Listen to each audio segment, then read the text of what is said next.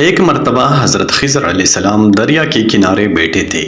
اتنے میں کسی سائل نے آ کر ان سے سوال کیا کہ میں آپ سے اللہ تعالیٰ کے واسطے سوال کرتا ہوں، مجھے عنایت فرمائیے۔ یہ سن کر حضرت خضر علیہ السلام پر بے ہوشی طاری ہو گئی۔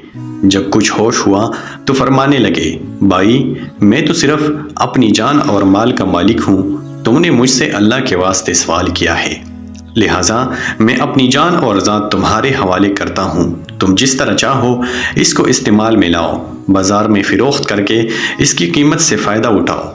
چنانچہ سائل ان کو بازار لے گیا اور ایک شخص ساہمہ بن ارقم کے ہاتھ ان کو فروخت کر دیا۔ یہ خریدار ان کو اپنے گھر لے گیا جس کی پشت پر اس کا ایک باغ تھا۔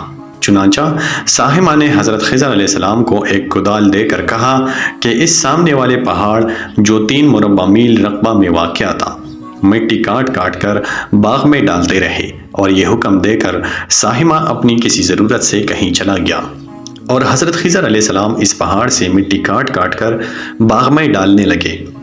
جب ساہمہ واپس آیا تو اس نے گھر والوں سے دریافت کیا، کیا تم نے غلام کو کھانا بھی کھلایا یا نہیں؟ گھر والوں نے جواب دیا کہ ہمیں معلوم نہیں غلام کہاں ہے۔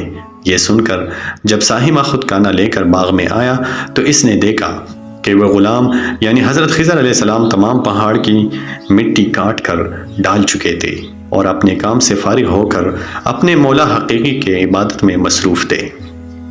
یہ دیکھ کر ساہمہ کو بڑا تعجب ہوا اور اس نے دریافت کیا، یہ تو بتائیے کہ آپ کون ہیں؟ یہ بات سن کر حضرت خضر علیہ السلام پر کچھ بے ہوشی سی طاری ہو گئی، اور پھر افاقہ ہونے پر انہوں نے فرمایا کہ بھائی میں خضر ہوں۔ جس کو سن کر ساہمہ کے ہوش اڑ گئے کہ تو نے یہ کیا کیا، ان کو غلام بنا کر ایسے کام پر لگایا، یہ تو نہایت گستاخی ہوئی۔ پھر ہوش آنے پر ساہمہ نے توبہ کی اور پروردگار سے عذر خواہی کے ساتھ حضرت خضر علیہ السلام کو آزاد کر دیا، اور جنابی باری میں عرض کیا کہ یا الہ العالمین مجھ سے اس کا مواخذہ نہ فرمائیے، کیونکہ میں ان کو جانتا نہیں تھا۔ اس کے بعد حضرت خضر علیہ السلام نے دعا فرمائی اور سجدہ شکر بجا لائے کہ اے میرے پروردگار، میں تیرے ہی حق میں غلام بنا اور تیرے ہی حق میں آزاد ہوا، اس پر تیرا شکر گزار ہوں۔ بعد ازاں واپسی کی اجازت لے کر جب دریا پر واپس آئے تو دیکھا ایک شخص کڑا دعا مانگ رہا ہے کہ اے میرے رب، حضرت خضر علیہ السلام کو غلامی سے رہائی عطا فرما دے اور ان کی توبہ قبول فرما لے۔ حضرت خضر علیہ السلام نے یہ دیکھ کر اس شخص سے دریافت کیا کہ آخر تو کون ہے؟ تو اس شخص نے بتایا کہ میں تو شازون ہوں، آپ کون ہے؟ انہوں نے فرمایا کہ میں خضر ہوں۔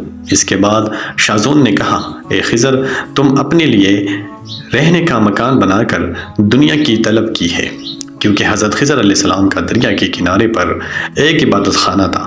بس یہ سن کر وہ فوراً میدان میں نکل آئے اور وہی اللہ کی عبادت میں مصروف ہو گئے۔ اس کے بعد حضرت خضر علیہ السلام نے اسی جگہ ایک درخت لگایا اور اس کی سایہ میں عبادت شروع کی، تو آواز آئی، اے خضر، جب تم نے درخت کے سایہ میں سجدہ کیا تو تم نے دنیا کو آخرت پر ترجیح دی۔ مجھے اپنی عزت اور جلال کی قسم ہے، مجھے دنیا کی محبت میں رضامندی نہیں ہے۔ اس کے بعد حضرت خضر علیہ السلام نے شازون فرشتہ سے کہا کہ اے شازون، دعا کرو کہ اللہ تعالیٰ میری توبہ قبول فرمائے۔ چنانچہ شازون نے دعا کی اور اللہ تعالیٰ نے شازون کی برکت سے حضرت خضر علیہ السلام کی دعا قبول فرمائی۔